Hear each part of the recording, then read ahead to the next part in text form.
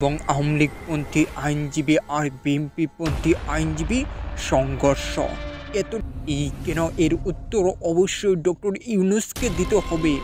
কোথায় থেকে এত সাহস পেল এই আইনজীবীরা? তারা একটুও কেন অনুতপ্ত হলো না যে তারা কি করেছে?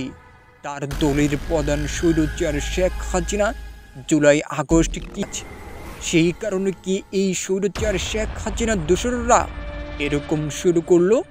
দোসররা এই আওয়ামী লীগের দোসররা বিভিন্ন সময় বিভিন্ন প্রতিচ্ছবি হয়ে আওয়ামী লীগ হারিয়ে যায় নাই, এখনও আওয়ামী লীগ নিঃশেষ হয়ে যায় নাই, এখনও আওয়ামী লীগ আছে।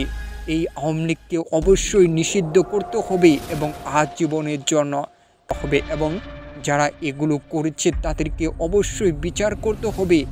এই যে ডক্টর ইউনূস কিন্তু বিচারের কার্যক্রম শুরু করে দিয়েছে, তারই মধ্যে এই স্বৈরাচার দোসররা যেভাবে শুরু করেছে, আদালত যদি শাহাবুদ্দিন চুপ্পু আছে, আমাদের সেনাবাহিনী আছে, এগুলো সব হচ্ছে আওয়ামী লীগ।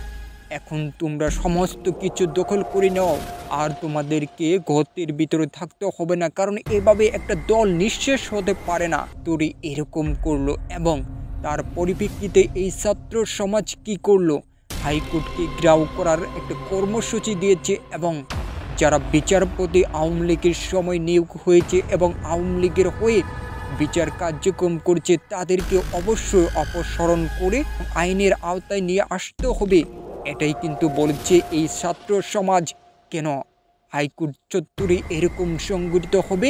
কেন কেন এবং সেনাপ্রধানের কাছে কি জিম্মি হয়ে গিয়েছে?